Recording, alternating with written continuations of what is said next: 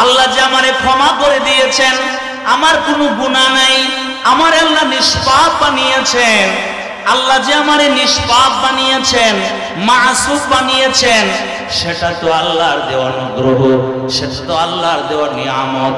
আমি কি আল্লাহর নিয়ামতের শুকর আদায় করব না? আলহামদুলিল্লাহিল্লাযী আবদাআল আফলাকা ওয়াল আরদিন والصلاة والسلام على من لا نبي بعده وعلى آله وأصحابه وبارك وسلم تسليما كثيرا كثيرا. أما بعد فأعوذ بالله من الشيطان الرجيم. بسم الله الرحمن الرحيم. فلما سمعت بمكرهن أرسلت إليهن وأعتدت لهن متكئا وآتت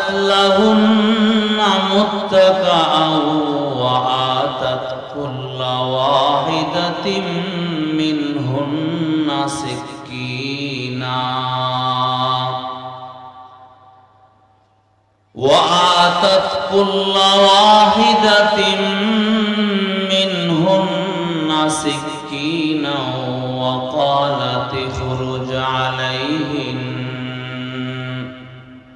فلما رأينه أكبرنه وقطعن أيديهن وقلن حاش لله ما هذا بشرا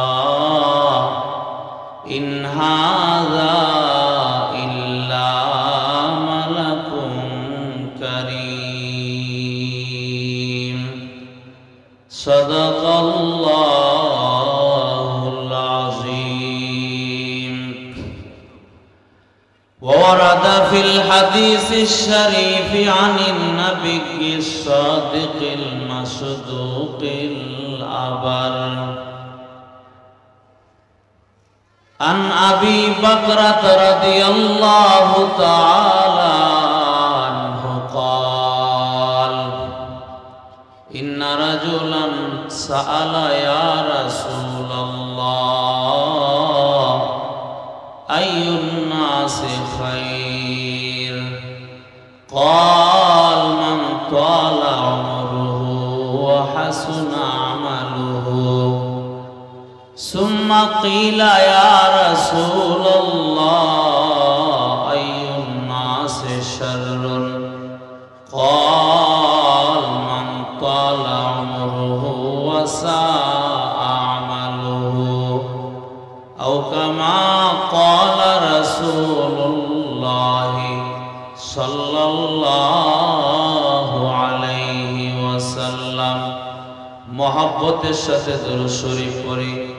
اللهم صل على محمد وعلى آل محمد كما صليت على إبراهيم وعلى آل إبراهيم إنك حميد مجيد. اللهم بارك على محمد وعلى آل محمد كما باركت على إبراهيم وعلى آل إبراهيم إنك حميد مجيد. سبحانك لا علم لنا إلا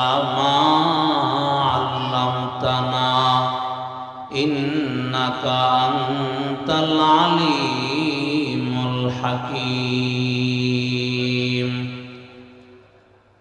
মাধবপুর যুব তাফসীর কমিটির উদ্যোগে আয়োজিত 5 দিন ব্যাপী ইসলামী মহাসম্মেলনের আজকের শেষ দিনের দ্বিতীয় অধিবেশনের অত্যন্ত শ্রদ্ধাভাজন সম্মানিত সভাপতি সাহেব, আপনারা যারা শুরু থেকেই শুনতেছিলেন সূরা ইউসুফের ধারাবাহিক তাফসীর, আজকে আমাদের আলোচনা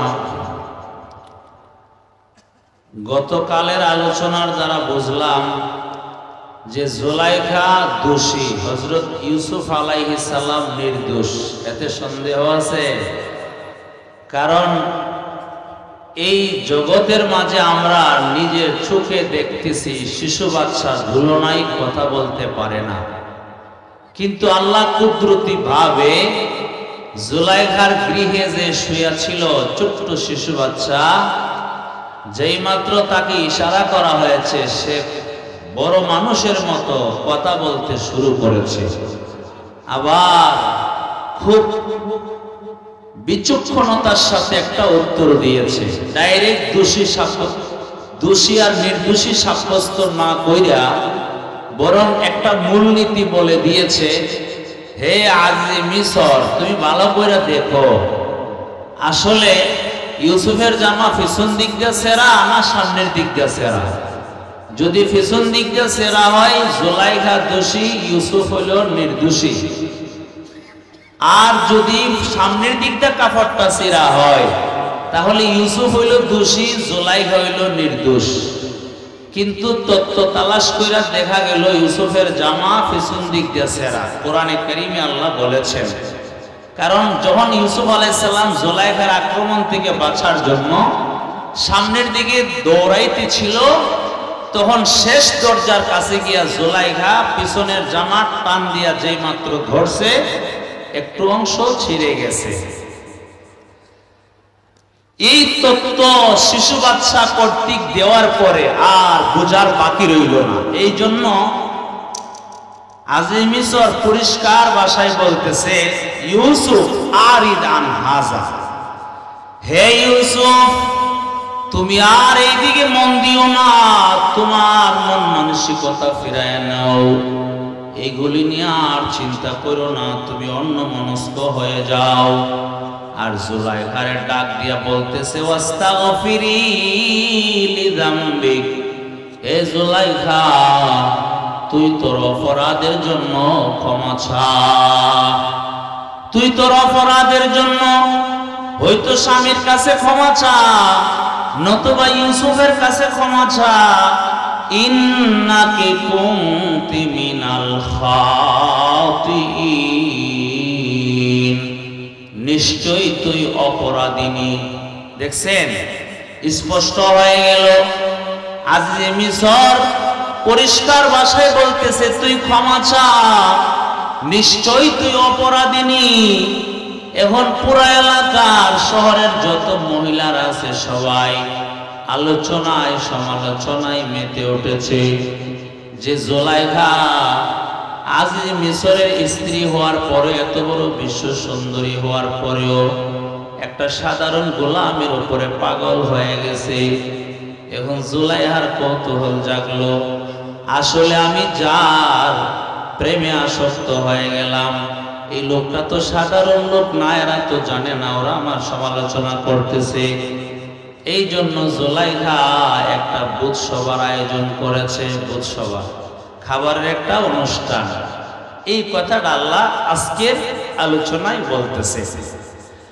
ফালাম্মা সামিআত বিমাকরিহিন্না আরসালাত ইলাইহিন্না ওয়া আ'তাদাত লাহুন্না মুত্তাকা। জুলাইখা যখন শুনল তাদের চক্রান্ত, আসলে চক্রান্ত না, ষড়যন্ত্র না, বরং ওই এলাকার মধ্যে যে সমালোচনা শুরু হয়েছে, জুলাইখারে সবাই নিন্দা করতেছে, কারণ জানে সে একজন গোলাম। আচ্ছা, আসলে কি গোলাম? এমনি তো বিক্রি হয়েছে গোলাম হিসাবে, আসলে কি গোলাম? কিন্তু এলাকার মধ্যে আলোচনা শুরু হয়ে গেছে, জুলাইখা এত বড় একজন সুন্দরী রূপসী, যার সুখের শেষ নাই। তখনকার সময়ে মিশরের একবারে কেউ কেউ বলেন প্রধানমন্ত্রী, আবার কেউ বলেন অর্থমন্ত্রীর মুখ্য সচিব, যিনি, যার টাকা পয়সার অভাব নাই, বাড়ি গাড়ির অভাব নাই, এত বড় লোকের স্ত্রী হওয়ার পরে একটা গোলামের প্রতি পাগল হয়ে গেছে। জুলাইখা এই কলঙ্ক থেকে মুক্ত হওয়ার জন্য ওই ভূতসভার আয়োজন করেছে। আর সালাত ইলাইহিন্না, সবার নিকট ডেকে পাঠালেন আসার জন্য দাওয়াত। ওয়া আতাদাত লাহুন্না মুত্তাকা,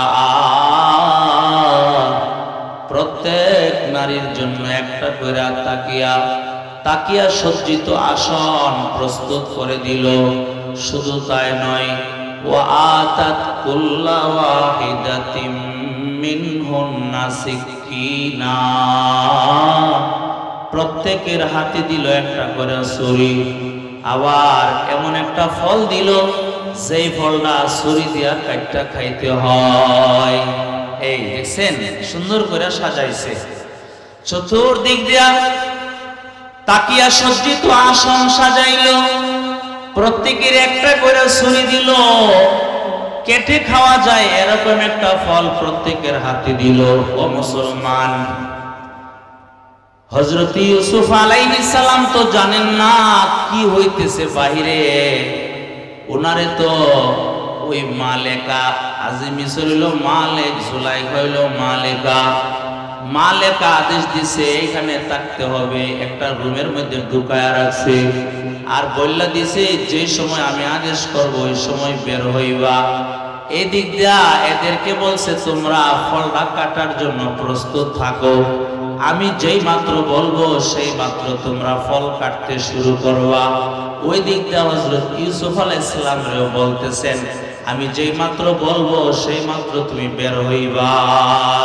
এই ওয়াকালাত ইখরুজ আলাইহিন্না, হযরত ইউসুফ আলাইহিস সালাম তো জানেন না বাইরে যে এইভাবে সাজায় রাখছে, উনি তো ওনার দুনিয়ার মালিকের হুকুম আদায় করেছেন।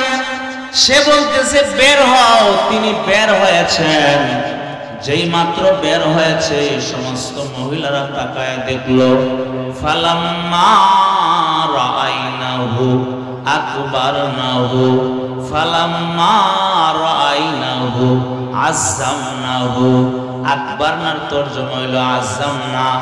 এরা যেই মাত্র ইউসুফ আলাইহিস সালামের চেহারার দিকে তাকাইলো, ওরা আশ্চর্যান্বিত হয়ে গেল, হতবাক হয়ে গেল, হতভম্ব হয়ে গেল।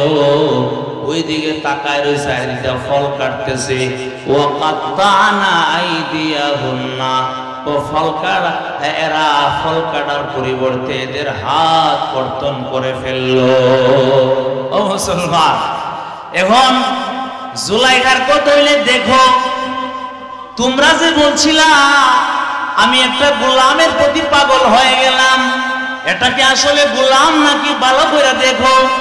এখন দেখে সবাই রক্তে রঞ্জিত হয়ে গেছে, হাত কেটে ফেলেছে, রক্ত ঝরতেছে, রক্ত ঝরতেছে।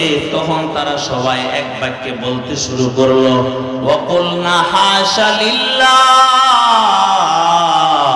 মা হাযা বাশারা, আরে এটা তো কোনো মানুষ না রে, ইন হাযা ইল্লা মালাকুম কারীম, এটা তো মানুষ নয়, এটা মহৎ একজন ফেরেশতা। এরা কি কয়?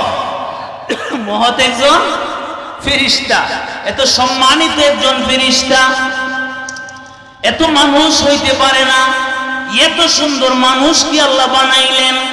আর আল্লাহ তো ওই যে আগে আমি আপনাদেরকে বললাম, সারা পৃথিবীর সৌন্দর্যকে আল্লাহ দুই ভাগ করে কোটি কোটি মানুষ রে, কোটি কোটি মাখলুকাত রে আল্লাহ এক ভাগের ছিটা ফোঁটা আল্লাহ দিয়েছেন। আর এক ভাগ সৌন্দর্য আল্লাহর পয়গম্বর হযরত ইউসুফ আলাইহিস সালামকে আল্লাহ দিয়েছেন। সুবহানাল্লাহ। আর আমাদের নবীর ব্যাপারটা স্বতন্ত্র, আমরা নবীর কোনো তুলনা নাই।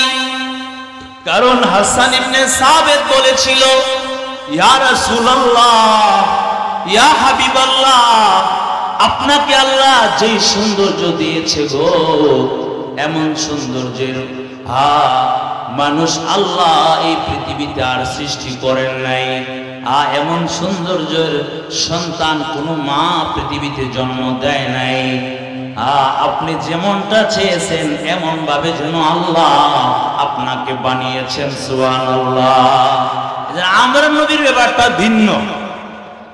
এখন জুলাইখার সুযোগ হইছিনি, ফাঁকি দিয়া সে বইলা দিল, ক্বালাত ফাযালিকুন্নাল্লাযী লুমতুন্নানি ফীহি।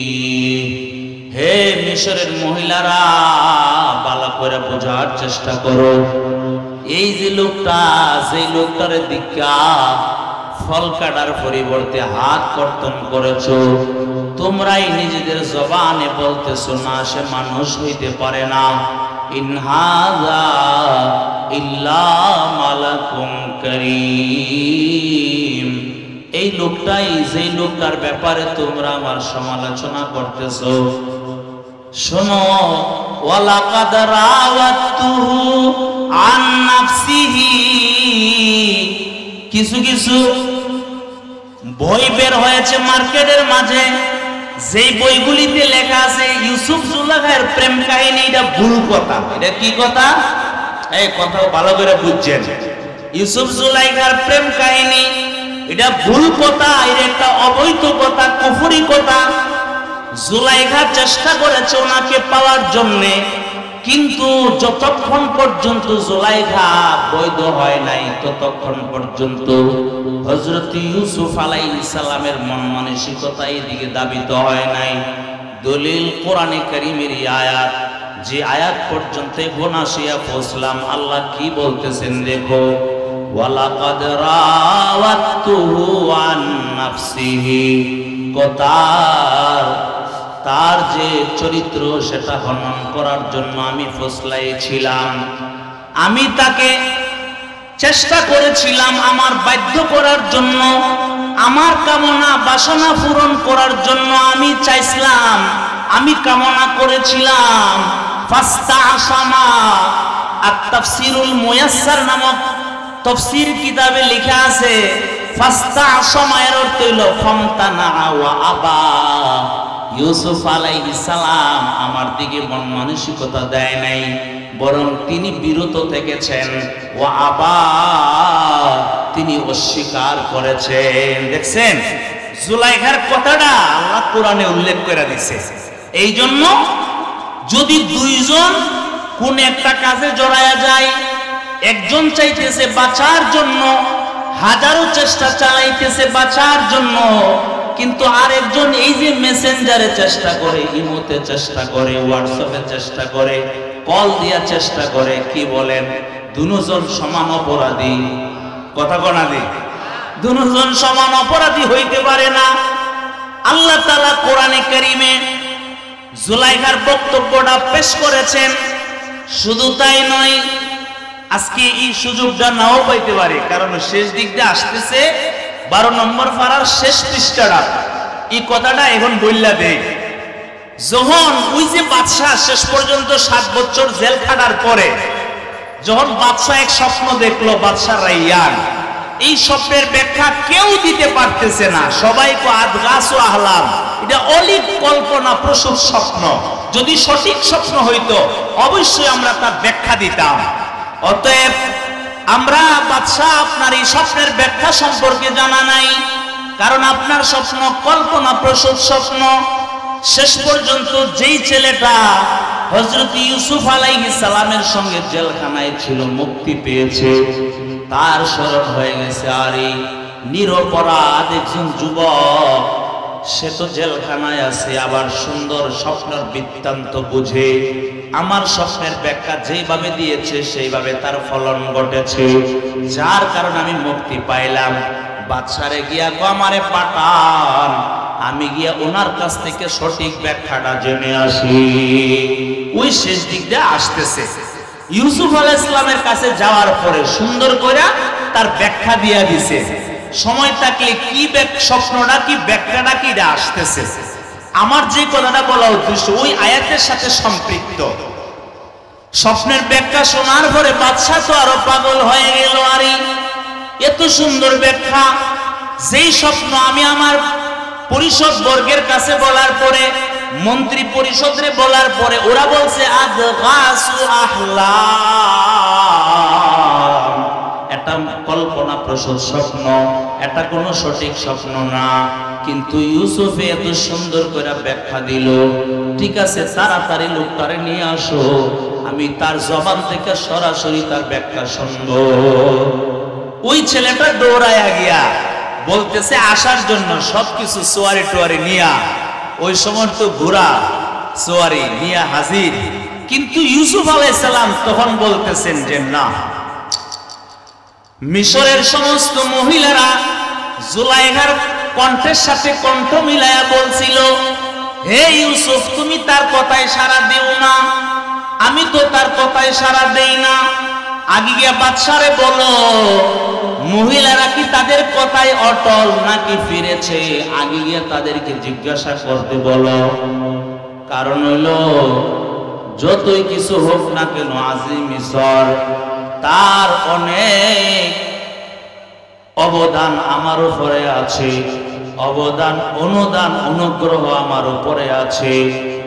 এই জন্য এই জিনিসটা দিবালোকের নেই, সবার সামনে স্পষ্ট হয়ে যাক। আসলে কি তার বিবির সঙ্গে ওই রুমের ভিতরে আমি কোনো বিশ্বাসঘাতকতা করেছি কিনা, এই প্রমাণ দিবালোকে স্পষ্ট না হওয়ার আগ পর্যন্ত আমি জেলখানা থেকে বের হইব না। সুবহানাল্লাহ। বাদশা একবারে মুহূর্তের মাঝে সবগুলিরে একত্র করলো, কইরা জিজ্ঞাসা করতেছে মা বালুন নিসওয়া আল্লাতী কাত্তানা আইদিয়াহুন্না ইন্না রাব্বী বিকাইদিহিন্না আলীম। ক্বালা মা খাতবুকুন্না ইয রাওয়াতুন্না ইউসুফা আন নাফসিহি। এই কি তোমাদের বক্তব্য যখন তোমরা ইউসুফরে ফুসলাইছিলে তার চরিত্র হনন করার জন্য, তখন সমস্ত মহিলা যারা উপস্থিত ছিল বলনা হাশা লিল্লাহ মা আলিমনা আলাইহি মিন সু। পবিত্রতা আল্লাহর, আমরার জানা মতে এই লোকের মাঝে কোনো অকল্যাণ নাই। সুবহানাল্লাহ। এই স্পষ্ট হয়ে গেল কিনা? এখন জুলাইখা পাশে দাঁড়ানো, জুলাইখা বাড়ি প্রেমের বাদ দিয়ে ওরা নিয়ে যাচ্ছে। এরা তো আসলে অপরাধী না, এদেরকে তো আমি হাজির করছিলাম শুধুমাত্র আমি কেন ইউসুফের জন্য পাগল এই কথাটা বুঝাইয়া দেওয়ার জন্য। এখন দি এরা তার প্রশংসা করতেছে, আসলে এরা তো কোনো দোষী না, আসল দোষ তো আমার। এরা দি ফাঁকি দিয়া প্রেমের বাগ নিয়ে যাচ্ছে। এই জন্য জুলাইখা ক্বালাত ইমরাআতুল আজিজিল আনা হাসহাসাল হক। ওই আজিম মিশরের স্ত্রী বলল আল আনা হাসহাসাল হক, এতক্ষণে হক জাহির হয়ে গেছে, এতক্ষণে হক প্রকাশ হয়ে গেছে। হে বাদশা শুনেন, আনা রাওয়াতুহু, দেখছেন মিলছিনি? আগেও বলছে ওয়ালাকাদ রাওয়াতুহু আন নাফসিহি, আবার এখানেও বলতেছে আনা রাওয়াতুহু আন নাফসিহি। শুধু রাওয়াতুহু বললেই চললো, কিন্তু সেখানে আনাও শব্দ উল্লেখ করেছেন, ওইখানেও রাওয়াতুহু বললেই চললো। ওয়ালাকাদ শব্দ আবার উল্লেখ করেছেন, কাদ উল্লেখ করেছে, লালামে তাকিদ উল্লেখ করেছে। উল্লেখ করে বলতেছে বাদশাহ আসলে ইউসুফের কোনো দোষ নাই, মিশরের মহিলাদেরও কোনো দোষ নাই, যা দোষ করবার আমি করেছি। এখন যদি কেউ ইউসুফ জুলাইখার প্রেম কাহিনী, এই কথাটা ভুল না? ইউসুফ তো প্রেম করে নাই, বিবাহ পূর্ব প্রেম, এটা বৈধ না অবৈধ? অবৈধ। যিনি ওদের ভবিষ্যতে পয়গম্বর হবেন, ওনার দ্বারা কি এই ধরনের কল্পনা করা যায়?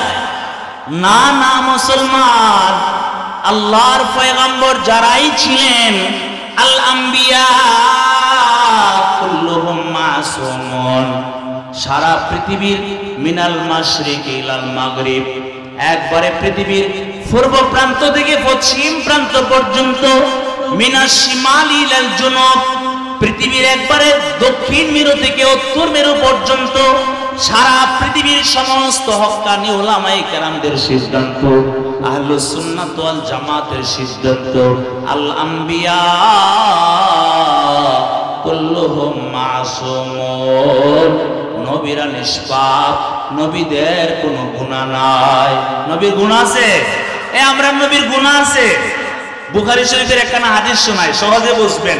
ভুল আকীদা, ভুল বুঝাবুঝি কইরা মানুষের সমালোচনা করা সহজ, কিন্তু সঠিক বুঝটা অনুধাবন করা কঠিন। এই জন্য আল্লাহর বান্দা বারবার বলি, সঠিক বুঝার চেষ্টা করেন। বুখারী শরীফের বর্ণনা, রাসূল আকরাম সাল্লাল্লাহু আলাইহি ওয়াসাল্লাম এত বেশি নামাজ পড়তেন, নামাজ পড়তে পড়তে পাগলি ফলিয়া যাইত। আম্মা জান আয়েশা সিদ্দিকা থেকে হাদিস বর্ণিত, আম্মা জান বলতেছেন, আল্লাহর রাসূলকে বলা হইল, ইয়া রাসূলুল্লাহ, ইয়া হাবিবাল্লাহ, আপনি কেন গো এত কষ্ট করেন, অথচ গাফারাল্লাহু লাকা মা তাকাদ্দামা মিন যামবিকা ওয়া মা তাআখার, আগের পরের সব মাফ, আপনি তো নিষ্পাপ, আপনার তো কোনো গুনাহ নাই। হে পয়গম্বর, আপনি কেন গো এত কষ্ট করেন? একবারে দীর্ঘ রজনী দাঁড়ায়া দাঁড়ায়া নামাজ পড়েন, শুধু তাই নয়, অনেক সময় আছে পয়গম্বর আবার ঘুম এসে যায়, একটা পা জমিনে লাগাইয়া আর একটা পা জমিন থেকে উঠাইয়া দীর্ঘ রজনী পর্যন্ত এইভাবে দাঁড়ায়া নামাজ পড়তেন। চিন্তা করছেন নবী আপনি এত কষ্ট করেন কেন? আপনার তো কোনো গুনাহ নাই। প্রশ্ন জাগে না? আহা, রাসূল আকরাম সাল্লাল্লাহু আলাইহি ওয়াসাল্লাম তখন যেই কথাটা বলেছিলেন, কিয়ামত পর্যন্ত সমস্ত মুসল্লিদের জন্য শিক্ষণীয় বিষয়, সমস্ত উম্মতে মুসলিমার জন্য শিক্ষণীয় বিষয়। নবীজি তখন বলেছিলেন, আফালা আফালা আকুনু আবদান শাকুরা। এই কি বলতেছো? আল্লাহ যে আমারে ক্ষমা করে দিয়েছেন, আমার কোনো গুনাহ নাই, আমার আল্লাহ নিষ্পাপ বানিয়েছেন, আল্লাহ যে আমারে নিষ্পাপ বানিয়েছেন, মাসুম বানিয়েছেন, সেটা তো আল্লাহর দেওয়া অনুগ্রহ, সেটা তো আল্লাহর দেওয়া নিয়ামত। আমি কি আল্লাহর নিয়ামতের শুকর আদায় করব না? হ্যাঁ, আমি কি আল্লাহর নিয়ামতের শুকর আদায় করব না? বুঝাইতেছে, বান্দা যদিও তোমার গুনাহ নাই, এরপরেও মাথার চুল থেকে নিয়ে পায়ের নখ পর্যন্ত হাজারো আল্লাহর নিয়ামত আছে। ওই নিয়ামতের শুকরিয়া আদায়ের জন্য আল্লাহর গোলামি চালিয়ে যেতে হবে, গোলামি বন্ধ করা যাবে না। কথা বুঝে আসছে? এবং জুলাইখা কি গো, আনারাওয়াতুহু আন নাফসিহি ওয়া ইন্নাহু লামিনাস সাদিকিন। আল্লাহর কোরআন প্রমাণ, আল্লাহর কোরআন তার দলিল। জুলাইখা যে কথাটা বলেছিল, এক নাম্বার ইন্না, দুই নম্বরে লা, আবার দুইটা তাকিদ দিয়ে বলতেছে নিশ্চয়, নিশ্চয় ইউসুফ আলাইহিস সালাম লামিনাস সাদিকিন, সত্যবাদীদের অন্তর্ভুক্ত। সুবহানাল্লাহ। আরে আমি মিথ্যাবাদী, ইউসুফ সত্যবাদী। ইউসুফের জিন্দেগিতে মিথ্যার কোনো গন্ধ নাই। কি বলেন, আছে? এখন মিল গেছে। আসেন, ওয়ালাকাদ রাওয়াতুহু আন নাফসিহি ফাস্তাসামা, আমি ফুসলিয়েছি তার চরিত্র হনন করার জন্য, আমার কাবু করার জন্য, আমার কথা শোনার জন্য, কিন্তু ফাস্তাসামা, ইউসুফ বিরত থেকেছে, ইউসুফ নিজেকে হেফাজত করেছে, ইউসুফ আলাইহিস সালাম তা অস্বীকার করেছে।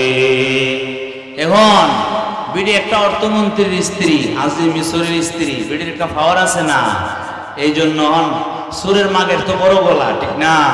এখন বড় গলা দিয়া একটা হুমকি মারছে, আমার কথা যদি শুনো শুনবা, না শুনলে জেলখানায় যেতে হবে, এক, নতুবা লাঞ্ছিত হইবা।